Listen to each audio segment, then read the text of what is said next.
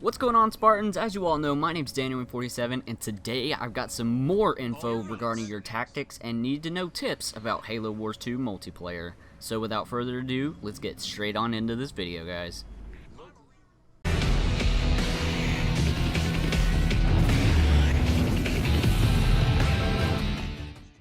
Alrighty everybody, I hope you had an amazing weekend. Sorry for the late upload, but expect regular videos like this on a weekly basis on Wednesdays. So from now on, it might have an extra bonus video sometimes whenever like info is released or anything like that that I need to let y'all know about as it happens. But besides that, just expect videos on Wednesdays. Anyways, I'm sure you're all here for the tips and tricks. So let's get into this video in my new tips and tricks series that will be focusing around all of the things you need to know and the core things you need to know about Halo Wars 2's multiplayer and just altogether Halo Wars 2 tips and tricks, sort of. That's why I'm calling it that. But anyways, so this video is going to be focusing around countering large enemy armies and forces and things of that nature. So let's just go right into this. But anyways, I need to let you know, while facing 2 or 3 enemy armies, like a 3v3, but you kind of went after one guy and then their reinforcements came in, they will undoubtedly get your forces destroyed in a heartbeat. So I'm not telling you how to fix that, because that's a good move on their part, and it sucks to be you in that case, but I would just recommend getting out. But that's not why we're here today, because I will be mostly covering one-on-one encounters, because I'll have another video on group strategies and things along those lines in the later videos in this series. But I will say though that these tips in today's video will help you tremendously both in one-on-one encounters and multiple enemy forces encounters like the one I just represented earlier, but it's more for the early on game. So anyways, alright, so to start, like many other RTS games, Halo Wars is no exception to the rule of overwhelming forces. So what I mean by this is normally the person or the player with the more troops in his army will beat the one with the smaller units no matter what they are. So granted, this obviously isn't always the case, but normally it is, because I've literally seen a tip in the bottom of the loading screen that said having the larger army will normally bring yours out on top. So for this to happen, I'm not saying to rush through your resources and to get a unit and spam them like some other videos I've seen, but what I am saying is to focus on your resource gains while simultaneously training many cheap units and first level barracks units. So what I mean by this is like Marines, Grunts, Hellbringers, Snipers, all of that. So keep in mind though that while you mash your early army, they will be mostly infantry, but this will get you more resources later on, so that will help you out a ton.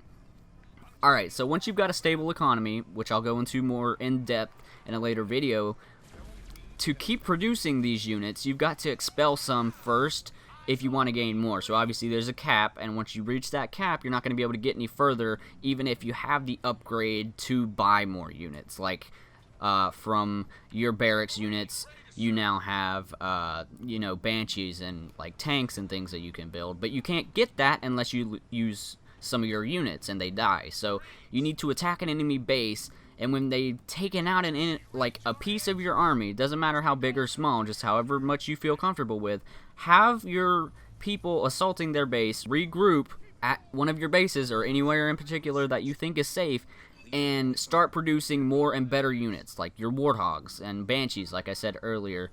But consistently attacking the enemy, then falling back to your base to regroup with your newer higher tech level units does 2 things for you. Okay, so first off, it keeps the enemy pressured, which makes them paranoid as well as reckless. Second of all, keeps their army smaller and easier to destroy, therefore making it impossible or much harder to gain enough units to mass that giant army that this video is titled after. So a lot of you are probably thinking, hey, this has nothing to do with actually combating the enemy armies that are already enormous, because normally by that point you're already screwed over, and that's a completely different video entirely.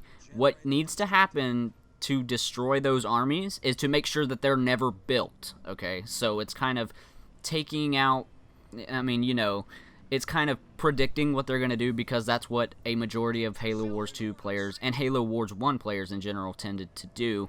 So just keep in mind that this is still a video about how to make sure that that doesn't happen and combat it, basically. Basically, this strategy is an outline, so obviously you don't have to make Marine specifically or Hellbringer specifically. You can build whatever you want. This is just a base layout, and you can use it however you see fit, but this does help a ton. So use this strategy over and over as you tech up. So like when you were done building your entire army at the beginning built of just regular ground units, then when you level up you can go to air units, and whenever you regroup from attacking their base one time and destroying some of their forces, now you'll have reinforced units with air or maybe vehicles or anything like that. So you pick which way you go on that point.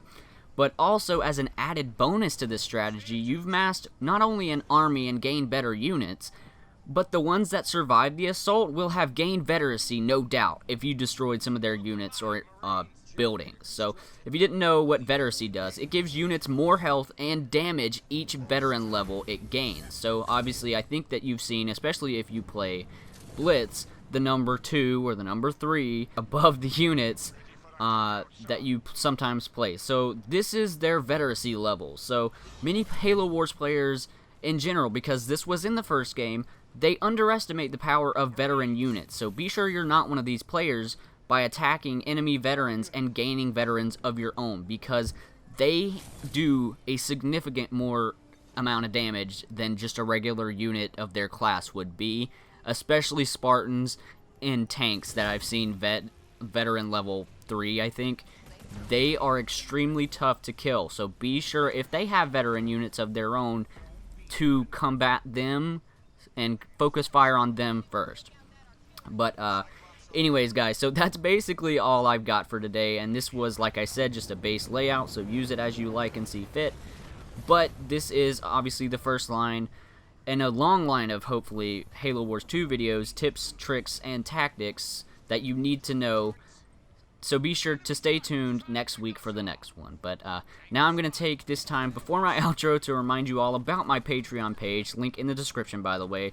But if you all like these videos, or any of my other videos in general, and would like to see multiples each week instead of just one like I'm doing right now, as well as rewards and other things like that, then just think about becoming a Patreon and even just donating $1 a month to support the channel and things. It'd be greatly appreciated, as well as it would help out me and the channel a ton. So you're kind of investing in its future. So anyways, I hope you've all enjoyed Spartan, besides that obviously marketed campaign that was at the very end of the video. But I hope this video itself gave you some really good information that you didn't know, or at least helped you become a better Halo Wars and Halo Wars 2 player in general. Because if it did, be sure to like and subscribe. Anyways, I'm going to jump out of this because I've got other things to do, and I'm sure you all do too. So, like I said, hope you enjoyed. Be sure to like, comment, and subscribe down below, and I will see you all in the next video, Spartans.